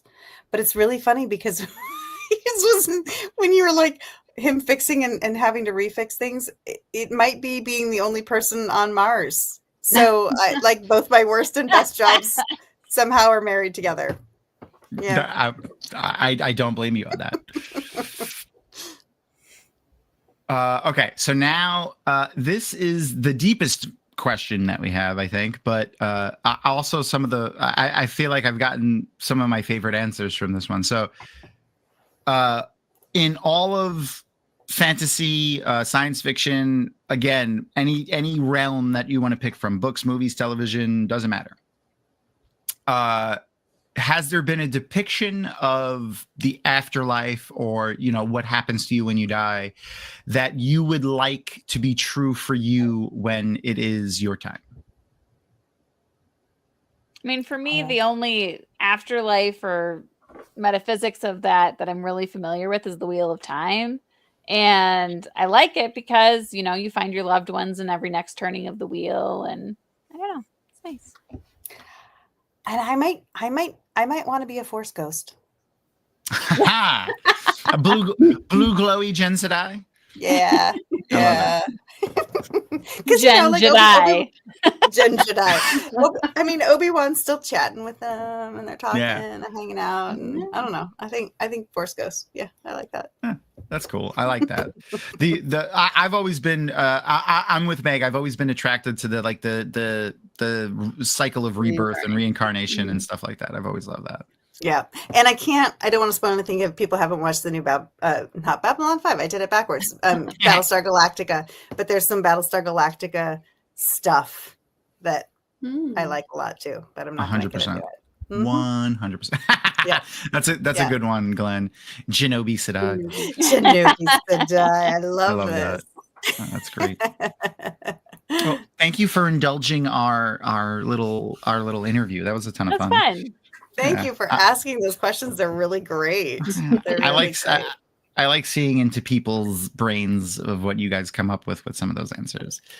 And I will be clipping the interview and putting it on our Inside the Dragonmount Studio interview page as we go along. I am slowly but surely getting them clipped off the end of our videos and putting them over there for people. We have Guy Roberts was lovely enough to do it, and Zenobia Clappers, Amiko Sedai herself did it. And all of our past guests and stuff that have done our rewatches have done them. I'm really excited. Speaking of past and future guests, again, just remind everybody, we're going to have my sister from another Mr. Beth Doman on next week. Very, very excited. Yay. I love her. She's going to be so fun in that particular episode. Oh my God. I can't wait. Oh yeah. I'm very excited. I'm glad. She picked it specifically. So that's exciting. That doesn't surprise me. It's perfect. Yeah. And I take this another opportunity to remind everybody, we relaunched the Dragonmount Patreon, and we have tons of new rewards for all the different tiers. Also a lot of stuff just for the free tiers. So I understand how money is right now, so no worries at all. But the free tier has a lot of fun things, including free game servers for video games, specifically a lot of survival craft video games. We have a Minecraft server up right now, Enshrouded, which is a fantastic open world survival craft video game, 7 Days to Die server, V Rising, which is a really, really fun vampire game where you basically like a vampire lord and you have to build your castle and recruit thralls and turn people to vampires. A lot of fun. But playing those games online, especially Minecraft and some of those other open world survival craft games that have been around for a while, can be kind of toxic. And you don't want to play with like bigger communities because of how that could be. But I was like, the neurospiciness that is available in our fandom, I feel like would go right along with that, and we're having a pretty good time on our servers, and we mod them pretty well, so we don't have anyone coming in there and ruining anything for anybody. So if that sounds interesting to you, again, the free tier of our Patreon does give you access to our Dragonmount gaming servers. So if that sounds like something fun that you'd be interested in, please go and check out the Dragonmount Patreon. And again, make sure to follow Meg and Jenn's podcast, Three Wheeling, and the Babylon 5. Is it a podcast, or are you guys doing video? It's both. It's everything. We're doing a rewatch, and then we also when we talk about it afterwards, that's podcast. Yay! Okay, so yes, make sure to go check them out there, and all of your fun, lovely people that are on there with you. Jenn and Allie and Gus, I fucking love all of them. And Rob. I mean, Rob. Yeah. Rob, fucking all day long. Love Rob. Yeah. He's been able to sneak on with us occasionally, but it is a bit late for him, or early. Yeah. when we Where you look at it, yeah. Well, thank you guys again. And I love all of you awesome nerds, and I love all of you awesome nerds in chat. Thank you so much. I guess that's it. So say goodnight, Crystal. Good night, Crystal.